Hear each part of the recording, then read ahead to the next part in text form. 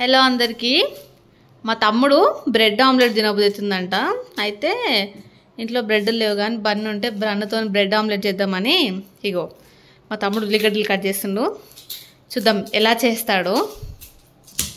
పానీపూరి బండి దగ్గర కట్ చేస్తారు చూడు, మనం అట్లా కట్ చేస్తున్నాం. ఎక్స్పీరియన్స్ ఉందా నీకేమన్నా?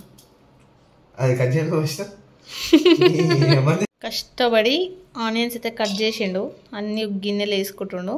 నెక్స్ట్ ఏంటిది మనం? ఎగ్గా పాపం వాడు ఏడుస్తున్నాడు ఉల్లిగడ్డ కోసి.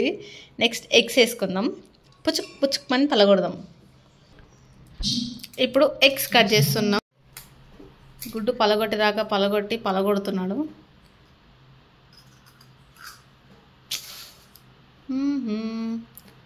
నెక్స్ట్ ఎగ్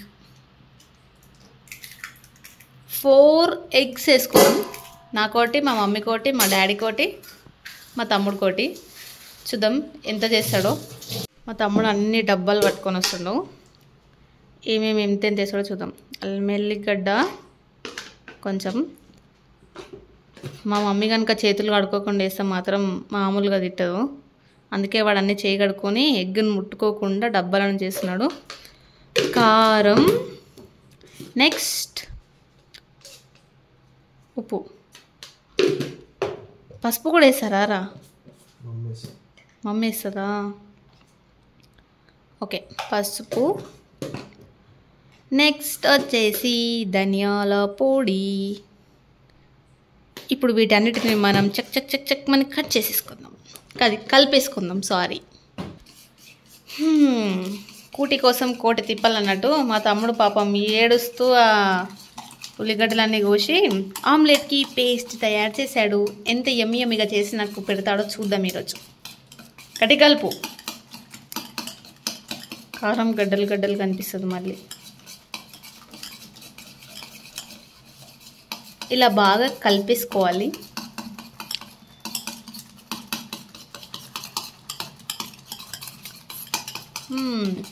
సరిపోదా? టైంకి మా దగ్గర బ్రెడ్ లేదు. పొద్దున బన్ను తెచ్చుకున్నాం తినడానికి, చాలా రోజుల నుంచి తినాలనిపించి. సో ఈ బన్నుతోనే ఒకసారి ప్రయోగం చేద్దామని నేను అనుకోలేదు, మా తమ్ముడు అనుకోండు. ఇక్కడ ఈ పేస్ట్ అయితే బాగానే అయినట్టుంది. ఎగ్గుతోని 4 ఎగ్గులు, 4 బన్నులు. ఇంకా ఎలా చేస్తాడో అది ఏమాత్రం అవద్దు, చూసేద్దాం. అరే అది మొత్తం కిందనే పడుతుందిరా. అయితే మనం ఇప్పుడు ఒక పెంక పెట్టుకోవాలి, పొయ్యి ముడించుకోవాలి. చూడండి, ఇది భాగవతం, ఇది పేస్ట్. ద ఆర్టిస్ట్ చాలా బిజీగా చెంచాలు అన్నీ వెతుక్కోవడానికే సరిపోయింది. ఒక దాంట్లో ఆయిల్ తీసుకుంటుండు. ఎగ్ కలిసిందనుకో మా అమ్మ వేసుకుంటుంది కాబట్టి. Very good habits, all good habits. పెంక మీద ఆయిల్ వేసుకోవాలి. నేను పక్క నుంచి బ్రెడ్ తినేస్తున్నా బికాస్ ఇట్స్ టేస్టీ. ఆయిల్ని ప్యాన్ మొత్తం నింపేసుకోవాలి. ఇంకొంచెం పోయిరా, సరిపోదు, అది మాడిపోతుంది. చాలు, ఇంకో చెంచా వేయి. ఆమ్లెట్కి ఆయిల్ ఎక్కువ పట్టుద్ది కదా.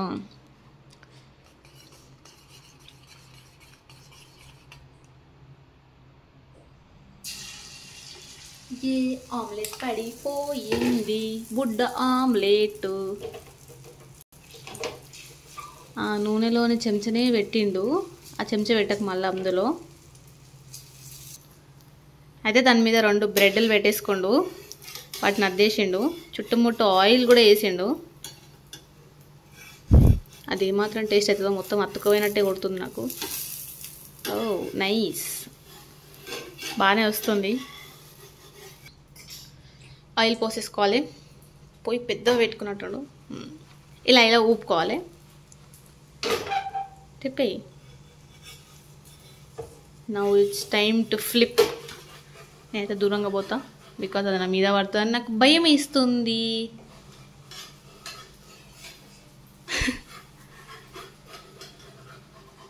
అది తిరగట్లేదు అనుకుంటా.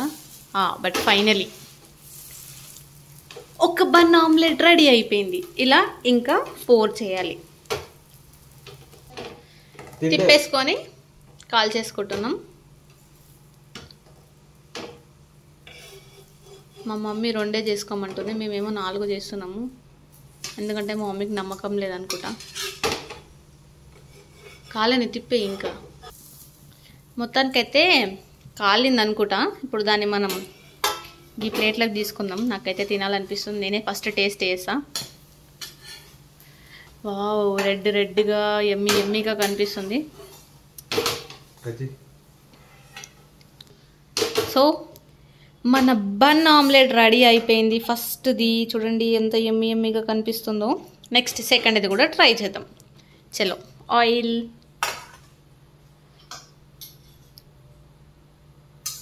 So much of oil.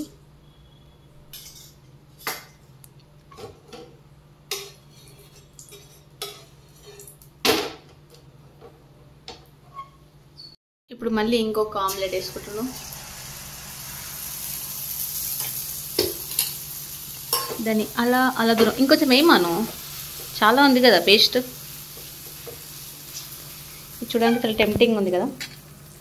నేను తింటున్నాను, వాడు కొడతాడేమో, కాలుతుంది. మీరు కూడా ఎప్పుడన్నా ట్రై చేయండి ఇలా బన్ ఆమ్లెట్. అంటే అక్క తమ్ముళ్ళు ట్రై చేయండి మా లెక్క. ఎందుకంటే అది ఎలా వస్తుందో తెలీదు. చూడడానికి మాత్రం బాగా కనిపిస్తుంది. నా ఛానల్ సబ్స్క్రైబ్ చేసుకోండి. టాటా.